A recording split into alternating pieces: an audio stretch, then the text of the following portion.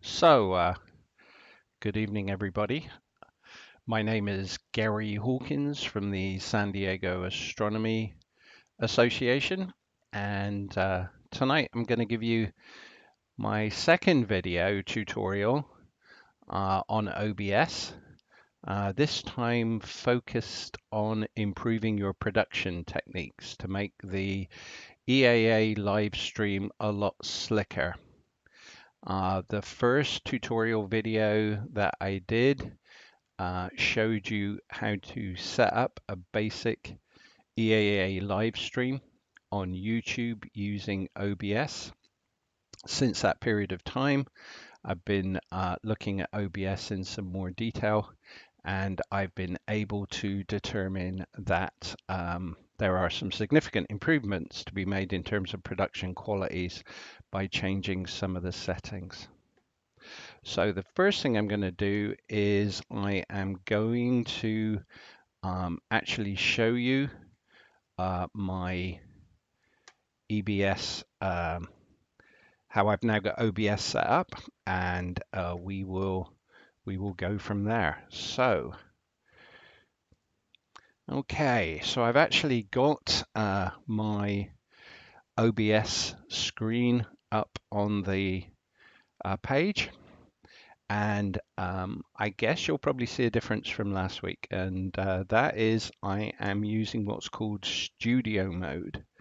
And in studio mode, the screen on OBS is split into two halves. On the left-hand side, you see the video screen that you will move to, that you can cut to on your next transition. And on the right-hand side, you see the screen or video capture that is currently being streamed to YouTube. So this is what you, the viewer, are looking at currently. And in a couple of minutes, if I want to, I can transition to this, or I can pick another scene to transition to.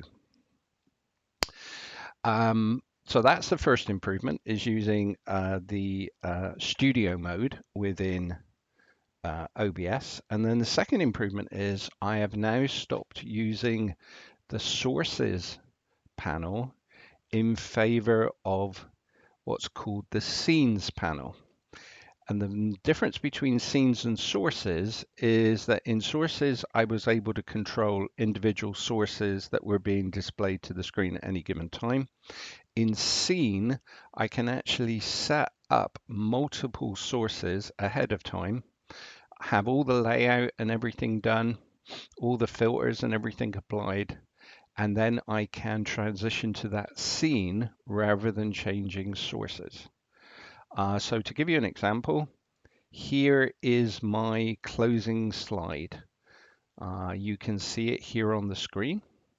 Of course, since it's in the preview section of Studio, it's not actually being streamed out full screen, but it is ready for transition if I want to transition it at any point. And you can see that this scene consists of one source.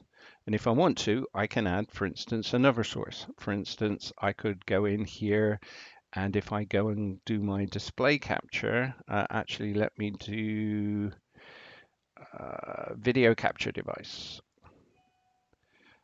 I can add a video capture. You can see now that I've added my webcam, and I can add that to my scene, for instance. So when I actually cut to this at some point in the presentation, you will see not only the image, but the webcam in the places where I want them. Okay, so let me just get rid of the video capture device a second, because I don't actually want that there. Right, so that is the primary difference between what I was doing last week and what I am doing this week with respect to my EAA live streaming. That's the use of studio mode and also the use of screens that allows me to transition from a preview of where I would like to be and seamlessly transition to that in the actual stream itself. So what I'm going to do now is I'm going to move the OBS window onto a second screen, which I've now done, so that I can control OBS independently of what you're seeing on the screen. And the first thing you're going to see is my desktop. And I've now brought up SharpCap Pro. I'm actually running one of the test cameras just so that SharpCap Pro runs.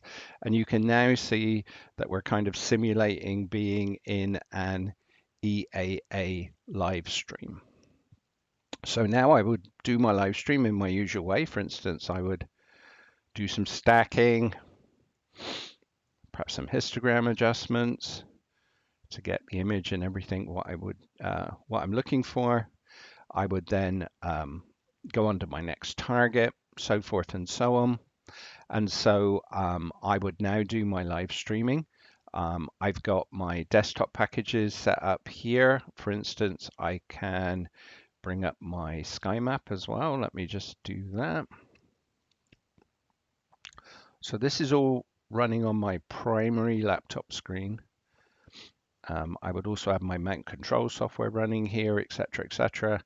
I would be able to select a target, slew to that target, then go back into SharpCap and start capturing that target, etc., etc. So this is my EAA live stream now going out, or a pretend EAA live stream going out on YouTube, just to give you the effect of what was going to happen. But now I'm coming to the end of my live stream, so I want to be able to transition seamlessly across to the closing slide.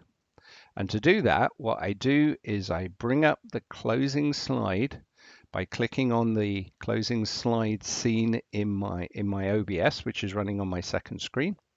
And when I'm ready, I click transition, and I'm going to do a transition with a 300 millisecond fade.